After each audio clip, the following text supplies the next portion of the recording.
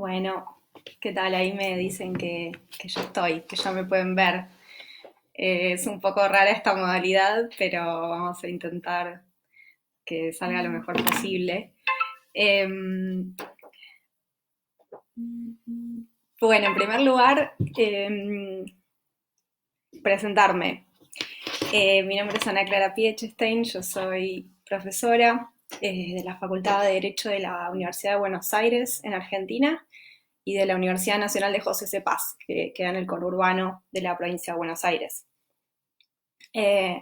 Soy criminóloga, abogada, y formo parte de la red de profesoras de Derecho de la Facultad de Derecho de la UBA, a quien les mando un gran cariño y saludos porque sé que hay algunas compañeras que están participando de esta charla. Y bueno, a lo que me dedico en general es a los temas vinculados con el encarcelamiento, con el castigo, con la justicia penal, desde bueno, un abordaje de las teorías feministas y de los feminismos. Y también durante mucho tiempo he formado parte del activismo anticarcelario y del movimiento feminista más en términos amplios. Actualmente estoy formando parte de la actual gestión del Ministerio de Mujeres, Géneros y Diversidad recientemente creado en Argentina. Así que bueno, esa soy yo. La idea que me propusieron es que converse, que en realidad, bueno, exponga o hable yo más monológicamente durante unos 20 minutos y después podemos hacer un intercambio de preguntas en la medida que bueno, este sistema, esta plataforma nos lo permita. Así que, bueno, con esos ya parámetros podemos comenzar y voy a comenzar obviamente agradeciendo a las compañeras y compañeros de México, de la Círcula, y en especial a Alex, que fue quien me extendió la invitación, eh, y bueno, y que me estuvo ayudando recién con toda la parte técnica para posibilitar estar allá, estando acá, aunque obviamente me gustaría mucho más estar allá en ese hermoso país que es México y que tuve la suerte de visitar ya algunas veces. Bueno, estaba un poco nerviosa porque no sabía si esto iba a salir bien y ahora ya me puedo tranquilizar. Anoche soñé que salía mal esto, pero por suerte estamos acá. Entonces, en primer lugar, quería agradecerles por hacerme parte, ¿no? Por abrirme este círculo que ustedes tienen, que un poco me hizo pensar la idea del círculo y de hablar, digamos, en un círculo, a esta idea de estar rodeada, ¿no? Acompañada, que es algo que desde digamos, la práctica feminista es algo bastante frecuente y creo de las cosas más lindas y más reconfortantes que tiene participar en espacios feministas. Y esta idea también, hablar en conversación, que es una idea que alguna vez se la escuché a Rita Segato y que también me trae como mucha eh, buena vibra para empezar una charla así, porque habla un poco digamos, de recuperar la conversación como una forma de construcción del conocimiento y de la difusión del pensamiento, ¿no? De cómo el pensamiento se construye también con un otro, con un otro, con una otra, que oponen como cierta resistencia a esas ideas, ¿no? Que uno va compartiendo, sobre las que uno va reflexionando Y también en esta idea del círculo que acá, por ahí en Argentina, le decimos la ronda, ¿no? Que es como, también se le dice cuando una es chiquita y juega. En esta ronda también las vivencias y las experiencias tienen un lugar, ¿no? Y eso es como, también me parece muy, muy lindo y muy, también me hace sentir cómoda en el sentido de quizás plantear algunas ideas, pero sobre todo plantear algunos interrogantes, algunas cuestiones que vengo pensando en mi trabajo más académico. Y bueno, también esto, hablar desde las propias experiencias y de las propias vivencias, como criminóloga feminista, si se quiere, si puede existir ya algo que rotule de ese modo, que es bueno, uno de los temas que quizás voy a tratar de abordar y de pensar con ustedes.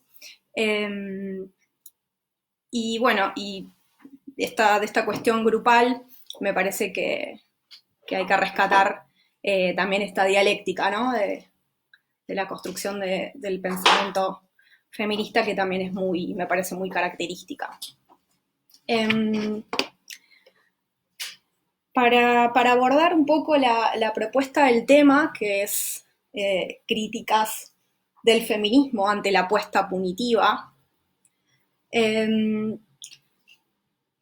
un poco me parece lo que me surge de quizás de algunas otras veces que hemos participado de conversaciones aquí en Argentina, es esta cuestión de la incomodidad, ¿no? Que aparece cuando se plantea, bueno, ¿por qué desde los feminismos nosotros vamos a criticar o nos vamos a plantear o a replantear una estrategia que de alguna manera forma parte de un cúmulo de mecanismos que existen, por lo menos hoy en día, para señalar la relevancia de ciertos conflictos, ¿no? De ciertos problemas. Y esto, bueno, obviamente no lo pienso yo, lo he tomado de grandes referentes como Tamar Pich, la criminóloga italiana, que tanto ha reflexionado sobre la idea del peso simbólico que tiene el derecho penal, ¿no? El uso de la herramienta penal, incluso desde la legislación, ni siquiera por ahí tanto hablando de su aplicación, sino de la formulación en clave de legislación penal y punitiva, por lo tanto, de problemas que de alguna manera antes no tenían esa jerarquía social, como puede ser los temas vinculados a las violencias de género o las violencias por razones de género, a las muertes violentas de mujeres, personas trans, travestis y disidencias, que se conocen, bueno, el término de femicidio, feminicidio, y que también incluyen el travesticidio y el transfemicidio como formas específicas también de esa conceptualización. Me parece que además hay todo una construcción política y filosófica detrás de ciertas nociones como esta del femicidio y el feminicidio. Principalmente pienso en Marcela Lagarde como una de las grandes referencias en nuestro contexto latinoamericano y bueno, en México, que de alguna manera la norma penal las incorpora, ¿no? Las traduce y las convierte en algo que de repente tiene efectos concretos sobre la realidad. Eso como una suerte digamos, de conquista, se podría pensar, frente a tantos años, tantos siglos, podemos decir, de invisibilidad y de naturalización de estas violencias y de estas muertes que ocurren a diario, que ocurren como una pandemia, diríamos, peor o quizás más extendida y más larga que la que vivimos hoy en día con el COVID. Pero volviendo a la idea es que resulta incómodo de alguna manera enfrentarse, ¿no? a esta reivindicación quizás del uso de la herramienta penal por parte de los feminismos para traducir o para jerarquizar ciertas problemáticas en esos términos. Más allá que quizás Por otro lado, y esto dentro de un rato pensaba retomarlo, pero quizás para adelantar un poco, más allá de que dentro del movimiento feminista o de los feminismos, tanto digamos, como praxis, tanto como teorías, como movimiento, ¿no? Como práctica política, tienen también todo un costado de alguna manera despenalizador o antipenal, podríamos decir, sobre todo en Argentina. Durante estos últimos años lo hemos vivido muy fuerte con todo el tema del aborto, ¿no? De toda la lucha porque deje no solo de ser un delito perseguido y criminalizado por la justicia penal, sino también que sea legal, es decir, que sea reconocido como un derecho. Y en esa batalla, digamos que todavía no la hemos ganado, pero estamos ya mucho más cerca, cada vez, hay toda una serie de cuestionamientos y de prácticas concretas que podrían cuestionar esta gran estructura, este gran baluarte del punitivismo, ¿no? Esta idea de que desde los movimientos, sobre todo el movimiento feminista, se busca intentar evitar que la herramienta penal atraviese nuestras cuerpos, ¿no? Y en ese sentido también hay otras manifestaciones de los feminismos que yo reconozco, que por lo menos reivindico, que son aquellos que se ocupan también de mirar las formas de castigo actuales, cómo se ejerce ese castigo en las prisiones, qué impacto diferencial tiene en mujeres y en identidades feminizadas, pero también en identidades diversas, digamos, y se ocupa de plantear y de cuestionar bien radicalmente el fondo de esas prácticas, ¿no? De denunciar como patriarcal y como misógina la prisión, las formas de castigo a las que se someten a las personas en nuestra sociedad. Y en ese sentido me parece que hay algunos puntos que, digamos, que por lo menos desde mi lectura, y quizás ya adelantándome un poco, hacen que se pueda mirar a los feminismos, por lo menos en el contexto de Argentina, y yo creo que en Latinoamérica hay muchos ejemplos, desde un lugar más antipunitivista que asociado a las reivindicaciones del uso de la pena y del derecho penal como una forma de estrategia. Y por otro lado, es incómodo porque es verdad que a lo que nos enfrentamos, digamos, a estas violencias machistas, a esta violencia que llega a puntos tan extremos como el de eliminar, ¿no?, a las personas directamente y ensañarse con sus cuerpos, tiene, digamos, todo un componente que preocupa y que es materia y que debe ser materia de preocupación por parte de los feminismos, por parte de las feministas que ocupamos algún rol quizá vinculado con la creación de políticas públicas, aquellas que nos encontramos en la academia pensando sobre la cuestión penal o la cuestión criminal.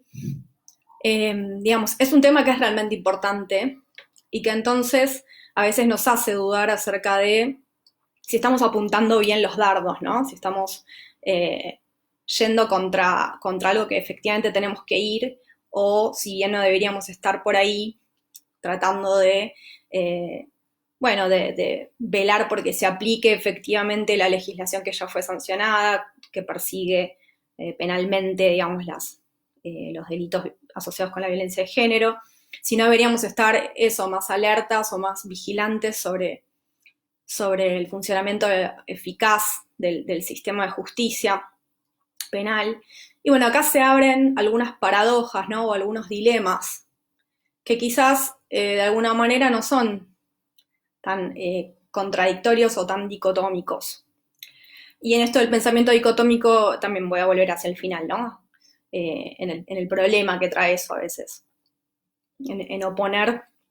cuestiones que que quizás sí son extremas y que entonces pareciera que se borran todos los grises que hay en el medio, ¿no? Todas las otras opciones. Y en este sentido me parece que hay una posibilidad o una potencialidad en tratar de pensar en otras opciones que deben estar y que yo confío que están ya dentro de las propias praxis de los feminismos y en nuestras posibilidades de crear y de pensar cosas nuevas, ¿no? No solo alternativas, sino cosas radicalmente nuevas. Y de ahí, digamos, qué podemos tomar y qué podemos quizás pensar a partir de los marcos que nos dan los feminismos, que nos dan las teorías de género, que nos dan las teorías trans, que nos dan las teorías queer. Tratar de pensar también desde esos contextos que quizás, digamos, de esos marcos, perdón, de pensamiento que quizás no son tan ligados a lo criminológico específicamente, pero que sí traen todo un bagaje de ser pensamientos que abrevan o que se sustentan en haber vivenciado directamente el daño y los efectos nocivos que tiene el sistema penal, ¿no? El uso de las herramientas penales.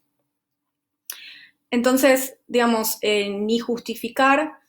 quizás cualquier intervención penal por la gravedad de los problemas que efectivamente enfrentamos, pero tampoco dejar, en este sentido, a la libre ejecución de la aplicación de las políticas que quizás con algunas críticas o con alguna necesidad de ser corregidas han sido de alguna manera arrancadas al sistema penal y que, al menos desde el punto de vista de lo simbólico, pueden llegar a tener algún punto positivo. Y quizás soy un poco abstracta a veces, pero estoy pensando en una de las grandes discusiones que quizás ahora iba a tratar de traer, como algunas de los temas que están visitando las criminólogas feministas o las feministas que hacemos criminología o que nos ocupamos de las cuestiones penales, que es, por ejemplo, este gran dilema del garantismo versus el punitivismo, digamos. Tratar de repensar si eso es una dicotomía o si de alguna manera se puede velar por la eficacia del sistema penal que sea utilizado en aquellos conflictos que consideramos realmente graves, como lo son los conflictos ligados a la violencia por razones de género, a la vez, digamos, o despegando esa vigilancia de la justicia de una reivindicación punitivista, ¿no? De una reivindicación de esas herramientas, desde un lugar de fundamentación y de convicción de la necesidad de esas herramientas. Entonces, un poco lo que pensaba a partir de la pregunta también o del título de la charla es cómo esta crítica, ¿no? La idea de lo crítico, las críticas del feminismo, se pueden pensar también a partir de una forma de ser, ¿no? De un surgimiento, de un punto de emergencia de los feminismos, siempre criticando o cuestionando el statu quo, ¿no? Ya sea del sistema político que excluía, ya sea de la ciencia con parámetros androcéntricos, ya sea de, bueno, el derecho, la justicia, también como fundamentaciones y como brazos ejecutores de esas exclusiones y de esas desigualdades, ese reforzamiento de esas desigualdades, y también de la criminología, o de las criminologías, como junto con el querido Iñaki Anitúa, nos gusta llamarlas porque pensamos que de alguna manera son tan diversas que hablar de una criminología sería un poco quizás hasta reduccionista, del mismo modo que hablar solo de un feminismo es digamos, cercenar o invisibilizar otros que existen y que son igualmente importantes, es pensar que este surgimiento crítico es, por un lado, lo que forja la existencia o el nacimiento de las criminologías feministas o de las perspectivas feministas de la criminología, y esa es como su característica, su sello de fábrica, pero también como esta crítica o este punto de partida, digamos, de reacción frente a lo existente, hace que nos cueste un poco pensar, de alguna manera, cómo actuar sin tener enfrente algo a lo que oponerse, ¿no? Entonces, ahí quizás para pensar también con la ayuda de algunas otras compañeras, como Fernanda Martins, una profesora de Brasil, que bueno, tiene un trabajo muy interesante sobre estos temas, que incluso ella propone hablar de feminismos criminológicos, ¿no? Como para mostrar que hay más que nada una perspectiva o un planteo desde las cuestiones de género hacia las cuestiones vinculadas con el sistema penal y la justicia, pero digamos que permiten tener una mirada quizás un poco más amplia del fenómeno y dar lugar al ingreso de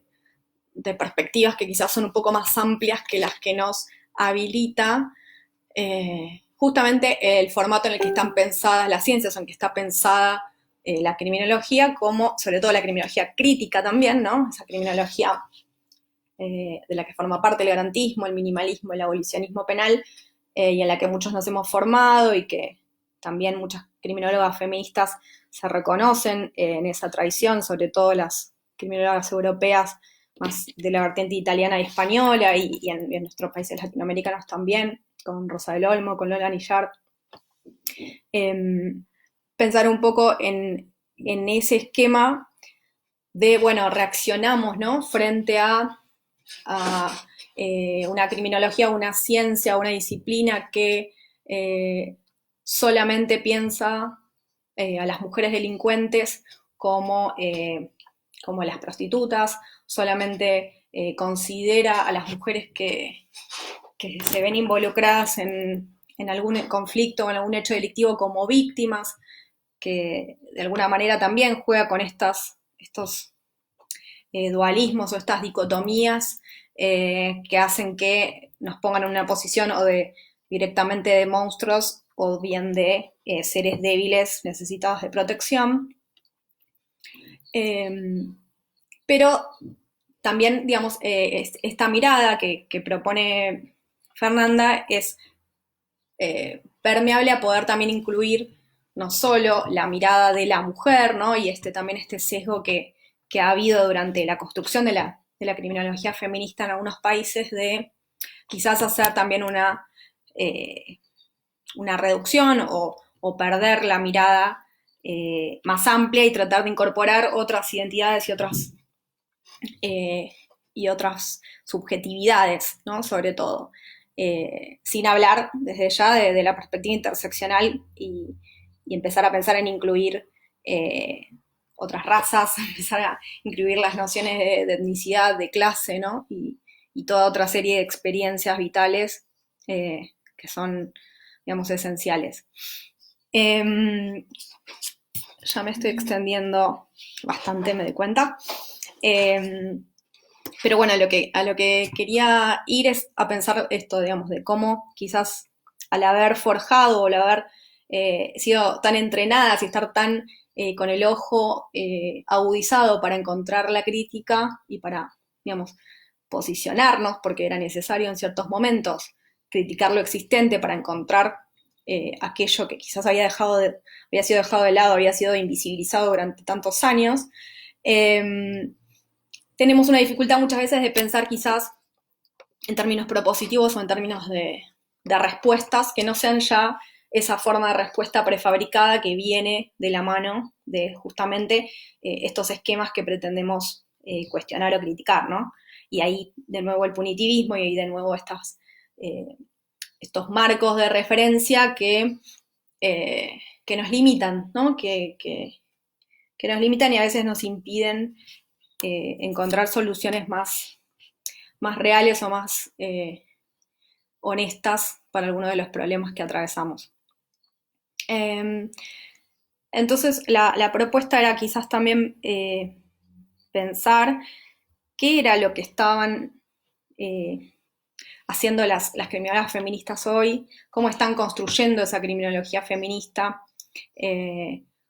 para pensar eso, contra qué luchan, o sea, qué se oponen, pero también con quiénes se alinean, ¿no? Con quiénes tejen alianzas, con quiénes se entrelazan y con quienes, digamos, se agarran de la mano para, como si fuera en este círculo, en esta ronda, para empezar a construir, a transitar otro camino hacia, digamos, que nos lleve por lo menos a encontrar otras herramientas y otras formas de mirar los conflictos y los problemas vinculados con la cuestión penal, ¿no? Y yo encuentro que, por lo menos en Argentina y en muchos países de América Latina, una de las grandes ventajas que tiene este camino que se viene recorriendo es que es un camino que se recorre y que todo el tiempo escucha cuáles son las demandas de los movimientos sociales, ¿no? Y no hablo solo del feminismo quizás más de masas, sino también de feminismos populares, de feminismos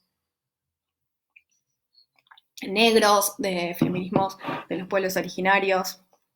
de toda una serie de colectivas, como las colectivas trans, la colectiva travesti, que tienen y que irrumpen con gran fuerza en esa escena pública y que entiendo que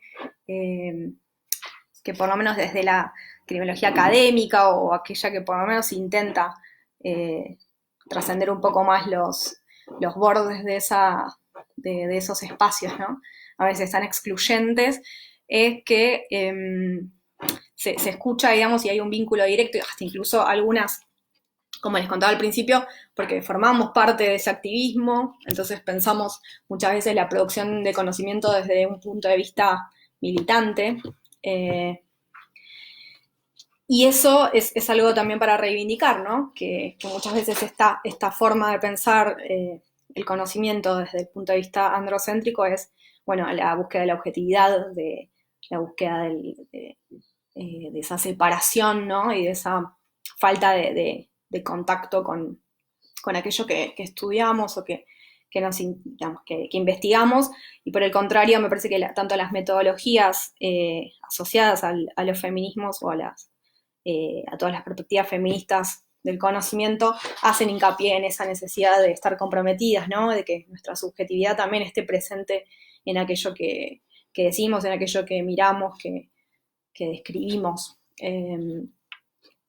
Entonces, algunos de los temas que así como a modo de apuntes me había notado, de algunos temas que son abordados o que están dentro de la agenda hoy en día,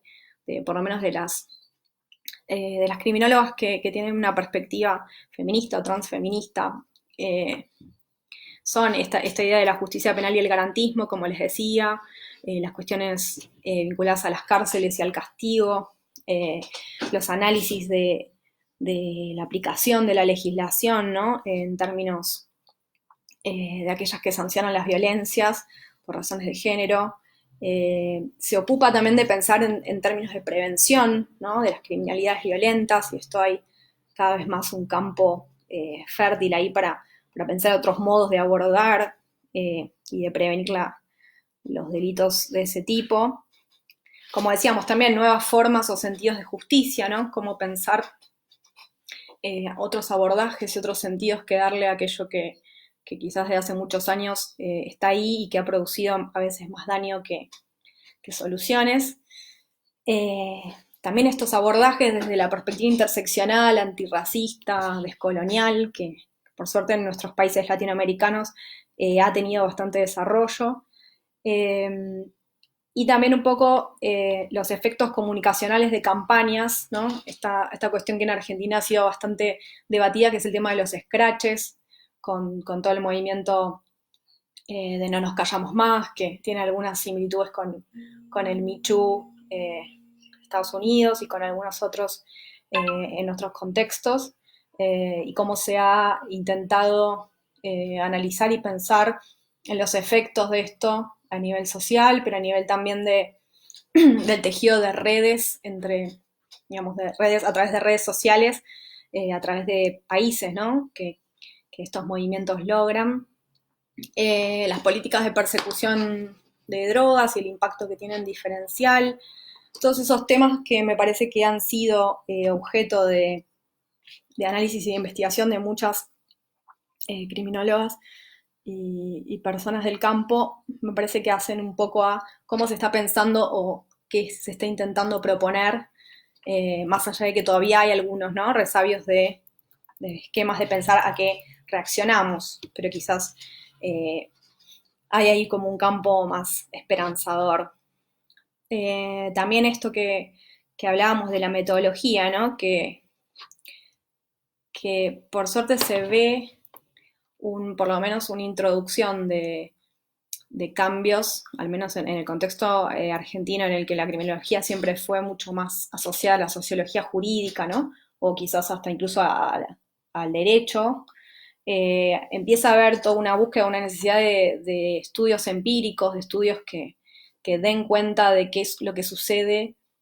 en la práctica, ¿no? Qué es lo que le sucede a personas concretas en sus experiencias con el derecho o con la justicia o con el castigo. No solo estudios estadísticos, sino muchos estudios de corte más etnográfico, antropológico, que por suerte estoy viendo que están siendo cada vez más relevantes y que hay más interés también, por lo menos lo noto en las materias en las que soy docente, que proponemos trabajos y generalmente hay como una preocupación por ese momento empírico, ¿no? Por ir a la experiencia concreta, a conocer qué es lo que está pasando ahí. Y bueno, y esto que también ya adelantaba un poco de la vinculación quizás de las criminologías feministas con los movimientos y con las prácticas concretas dentro del activismo, hace que también se piensen nuevos modos de abordar las propuestas de cambio a partir de políticas públicas, ¿no? Como hay toda una serie de reformulaciones quizás que se están dando y que tienen que ver con formas, con apelar a formas más vinculadas a las prácticas feministas, ¿no? A estas ideas de redes de apoyo y contención, a la escucha, a tener en cuenta y presente qué necesidades hay, qué impacto en las comunidades traen todas estas intervenciones penales, y de alguna manera cómo hay que pensar interseccionalmente esas experiencias que se viven, que se sufren, para poder incorporarlas dentro de la formulación de las políticas públicas. Y bueno, ya como para ir así cerrando y escuchándolas a ustedes y a ustedes, escuchándoles a ustedes, lo que planteaba al comienzo quizás me parece que un análisis o una reflexión que quizás hay que hacer en este sentido, ligada a la idea de punitivismo, es no pensarlo, evitar el pensamiento dicotómico, ¿no? Evitar pensar que si no hay pena o si no hay castigo o si no hay aplicación de la ley penal o utilización del sistema penal no hay nada, ¿no? O hay impunidad o hay ausencia de justicia. Porque eso hace justamente que no se vean las opciones que hay en el medio, que se pierdan las posibilidades de pensar en otras formas de abordar los conflictos. Entonces, quizás esta también propuesta que tomo de Fernanda Martins, que tomo de muchas otras criminólogas y teóricas que proponen quizás hacer como un zoom, ¿no?, de la mirada y no solo agarrar aspectos de teorías, sino realmente tratar de pensar lo más interdisciplinariamente posible y sobre todo tener la perspectiva de género como una perspectiva subversiva, ¿no? Como pensar desde un punto de vista que nos sacuda un poco el pensamiento, que nos genere incomodidad, que es algo que desde los feminismos estamos bastante acostumbrados a hacer y a vivir en las propias biografías, teniendo, ¿no? De la mano, además de todas estas formas de pensar quizás distintas, que ponen la mirada en otros lugares y no en esquemas punitivistas, ir de la mano con la agenda de los feminismos como movimiento social, porque me parece que esa es una o la característica más relevante y la que nos va a permitir seguir siempre reflexionando sobre cuestiones reales y problemas concretos que afectan, y a la vez que también nos va a permitir crecer en los debates, porque siempre la realidad, como dicen en la frase, supera la ficción, y la realidad siempre nos pone, ¿no? Como nos va poniendo más adelante el mojón, y siempre nos va llevando a repensarnos y a tener que crear nuevas respuestas. Así que bueno, dejo acá mi monólogo y escucho, y ahí estuve viendo ya algunos comentarios en el chat. Bueno, gracias por escucharme y perdón si fue un poco extensa. Les agradezco por la escucha.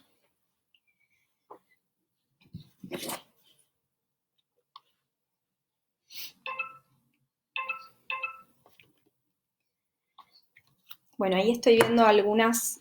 preguntas o comentarios. A ver. Hay una pregunta de Paola Thompson que dice: ¿cómo se podría pensar en una política de corrección y reinserción a los que cometen delitos como el femicidio o el feminicidio? Es una buena pregunta, Paola. Las leo y después voy, si les parece, y no me van a poder decir si no les parece, esto es como medio autoritario, las voy contestando así como de todas juntas. La otra pregunta es de Cecilia Román, dice: pensando en percepción pública, ¿cómo atender esta incomodidad en los procesos de visibilización del problema? Por un lado, al sumar a más personas al reclamo por justicia, y por otro lado, en el periodismo de justicia o hechos de violencia. ¿Cómo empujar a que, al tener más atención sobre el problema, el enfoque en medios vaya más allá de lo punitivo? También muy interesante. Bueno, ahí la amiga Mari Ditieri dice que le gustó. Gracias, Mari, por escuchar. Y una pregunta de Alex Cuatochi, que dice: ¿qué lugar ocupan hoy las mujeres privadas de libertad en la agenda feminista en el contexto de Argentina? Bueno, son todas buenísimas preguntas. Quizá voy a arrancar por la de Alex, que ya la tenía justo pensada también para mencionar, pero bueno, no llegué. Esta es me parece, uno de los cuestionamientos que se está viendo, por lo menos acá en las asambleas y en todo lo que son estas reuniones preparatorias para las distintas manifestaciones, ¿no?, grandes que tenemos en Argentina, como una de ellas es Ni Una Menos, y la otra es la huelga, ¿no?, los paros que se realizan los 8 de marzo, y siempre está ahí presente, por lo menos yo viviéndolo desde el activismo anticarcelario, varias veces hemos tenido que hacer un planteo o no hubo lugar para hacerlo. Ahora cada vez más se está logrando esa interacción de incorporar y de incluso que las propias compañeras que están privadas de libertad se sientan parte, ¿no?, de este movimiento, pero obviamente se van a sentir parte en tanto y en cuando también se sientan incluidas por las compañeras que están afuera, ¿no? Y esto yo siento que cada vez se está logrando más, y ha habido justo un caso bastante puntual que es el caso de Patricia Solorza, que, bueno, ella estuvo privada de libertad por haberse hecho un aborto, que en realidad parece que fue un aborto espontáneo, pero bueno, la condenan por homicidio, y ella, dentro del penal en el que estaba, conoce organizaciones y empieza a formar parte de prácticas que se realizan ahí en espacios universitarios, en algunas cárceles argentinas, y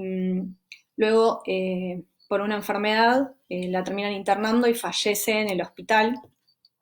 Justo fallece el día después de que se pierde, digamos, la votación en el Senado en Argentina y queda con media sanción el proyecto de aborto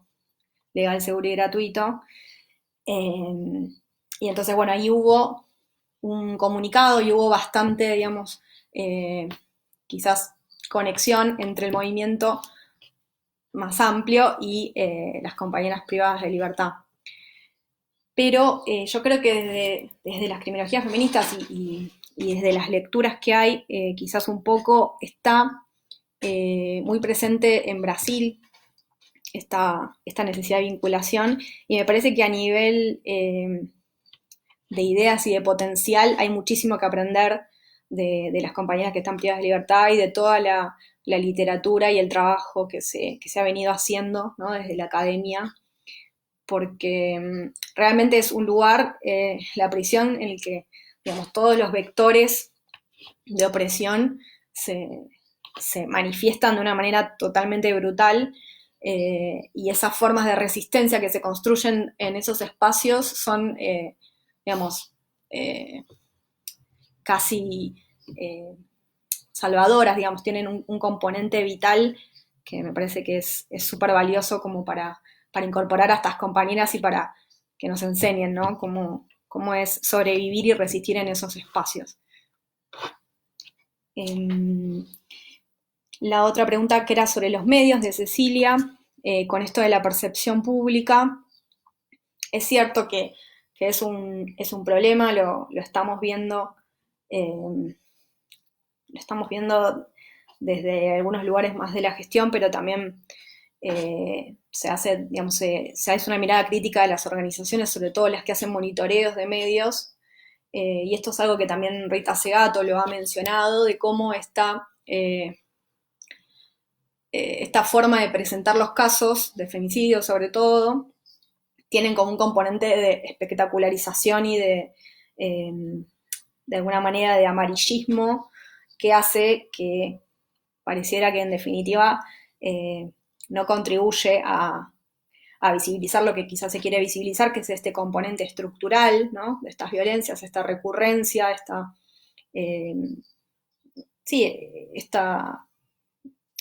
este genocidio, ¿no?, este feminicidio que existe, pero también de alguna manera opaca otras formas de pensar, cómo podrían ser, sí, lo que planteas ahí me parece, cómo podría haber otra respuesta en esa muestra tan cruda de violencia, cómo podría venir después de eso una respuesta que no sea punitiva, ¿no? Cómo podría venir otra cosa que la cárcel perpetua o el dolor para las personas que cometieron esos hechos. Y ahora quizás voy a pensar un poco en la pregunta de Paola, que es, bueno, que tenía que ver con esta idea de qué hacer, ¿no? ¿Qué hacer cuando suceden estos hechos aberrantes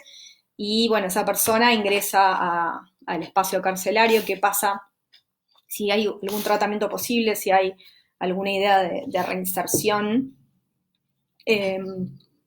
Y yo lo que considero, y esto quizás es bastante polémico, pero como feminista antipunitivista y anticarcelaria, también me parece que es el peor lugar, digamos, no porque sienta lástima por esta gente, pero me parece que esos espacios solo refuerzan las violencias, y sobre todo en los casos de varones violentos. La forma de aprendizaje, todo lo que sucede dentro de la prisión es eso, es básicamente reforzar esas características que además, bueno, además del factor de que no conviven y no se relacionan quizás con otras personas, con mujeres o con personas de otras identidades en las que pueden aprender, ¿no?, cómo vincularse, pero a la vez no solo que no es ideal, digamos, o lo podemos pensar así, no es un buen lugar para para reinsertarse, sino que además tampoco detiene o contiene la ocurrencia de los fenómenos más allá bueno, que están un tiempo largo fuera de juego, pero aún así ha habido casos, y en Argentina tenemos 2 casos de femicidios en el marco de visitas carcelarias. Es decir, no solo que no frenan, digamos, en su práctica por estar privadas de libertad, sino que además lo hacen en el espacio más custodiado y más controlado que uno podría pensar que existe en nuestras sociedades, ¿no? Como es una prisión. Entonces ahí hay que hacer un trabajo y hay que tomarlo, por más que sea, de nuevo, algo muy incómodo para pensar desde los feminismos, cómo trabajamos con eso, porque, digamos, es un problema que va, digamos, que va a haber cada vez incluso más, probablemente, condenas por femicidios, condenas largas,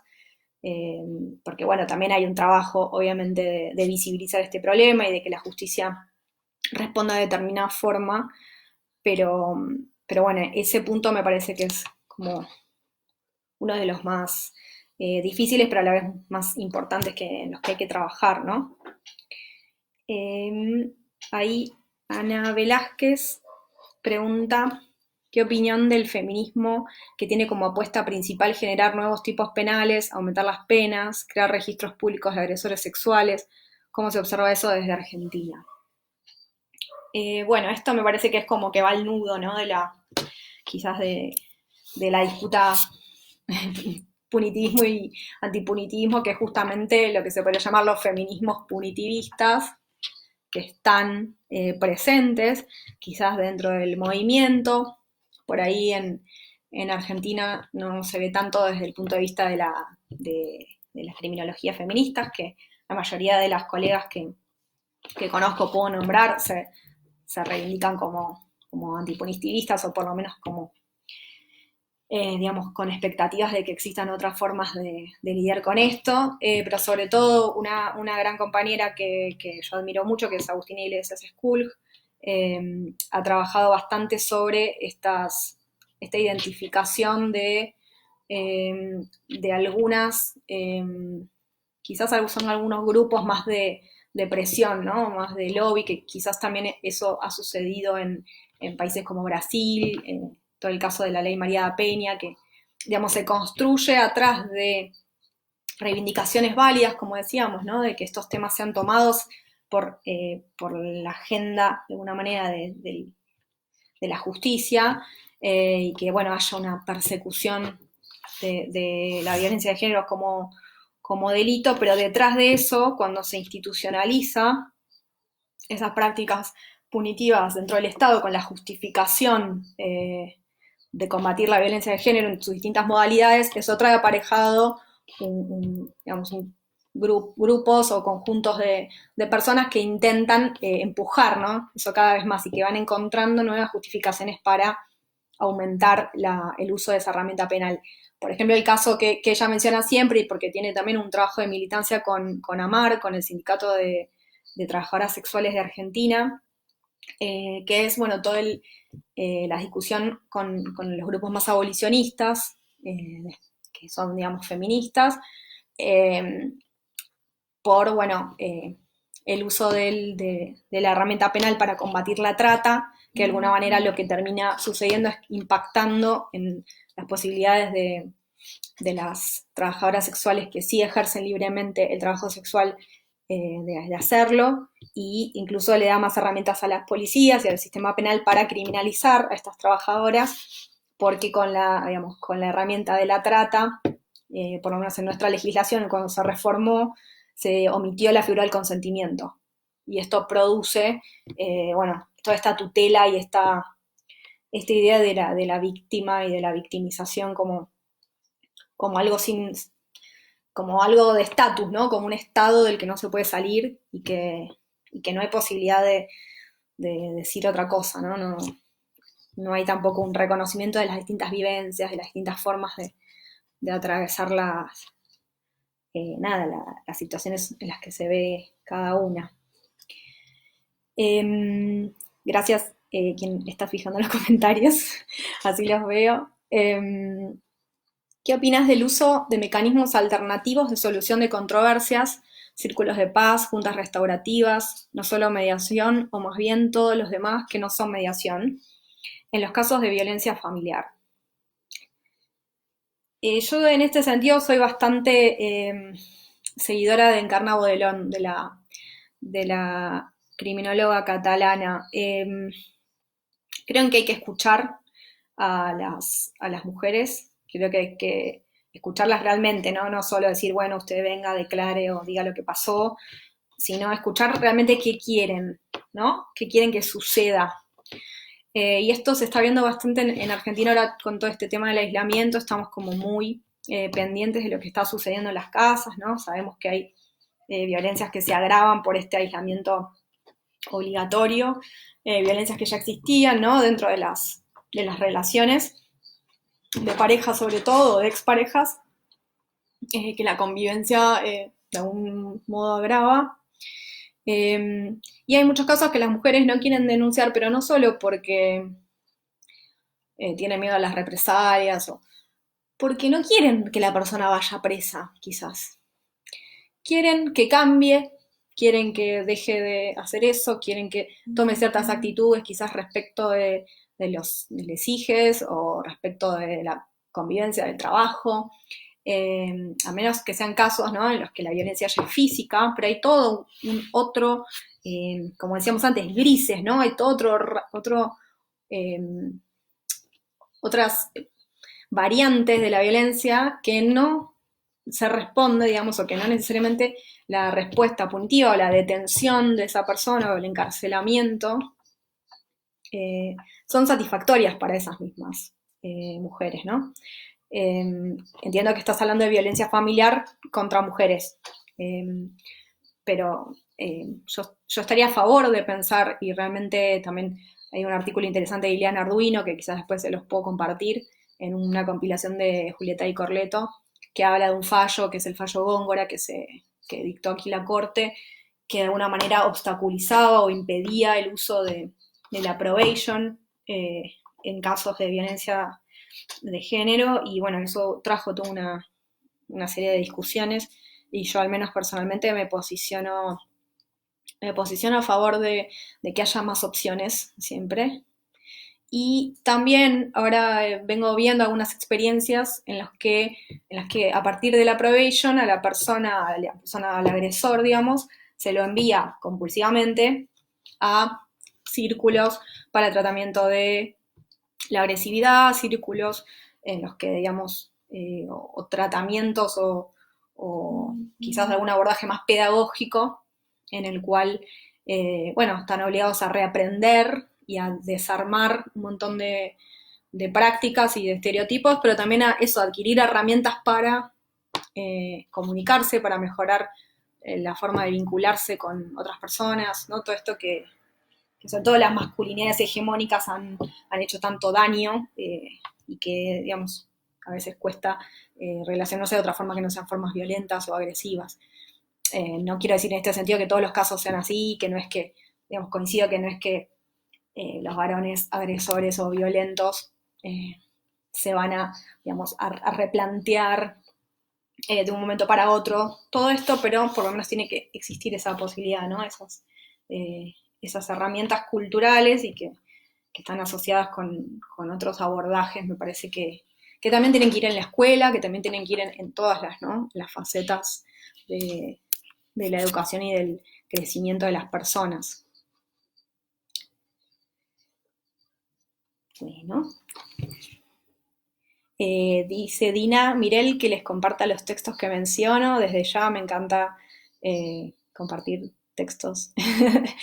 Y bueno, me encantaron las preguntas, gracias. Siempre me pasa que en las charlas me voy con más y mejores ideas que las que obviamente podía llegar a plantear o tenía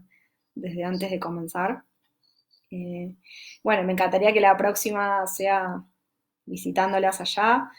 o bueno, viniendo alguna de ustedes para acá, que obviamente están invitadísimas. Nosotros hacemos un seminario del que Alex participó también en la Facultad de Derecho de la UBA, que es un seminario de relecturas feministas. Así que también en algún momento, si podemos hacer alguna transmisión en vivo o algo,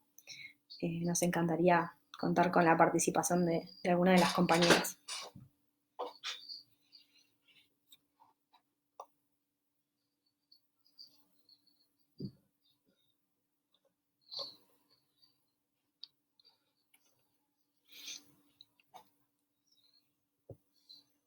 Bueno, y saber también cosas que están sucediendo en México,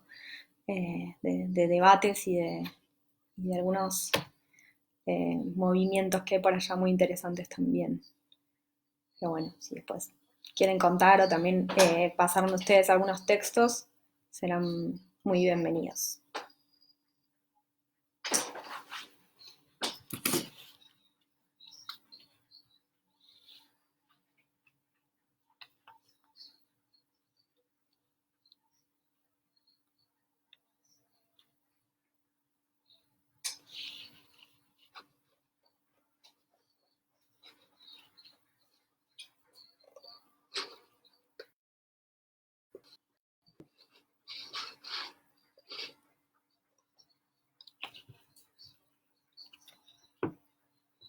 Bueno, compañeras, de nuevo, gracias por el espacio y por haberme hecho un lugarcito en su ronda, en su círculo. Y nos veremos en la próxima oportunidad. Espero que cara a cara y con abrazos reales. Bueno, gracias, compañeras. Un placer y hasta pronto. Nos encontramos ahí en la lucha. Abrazos.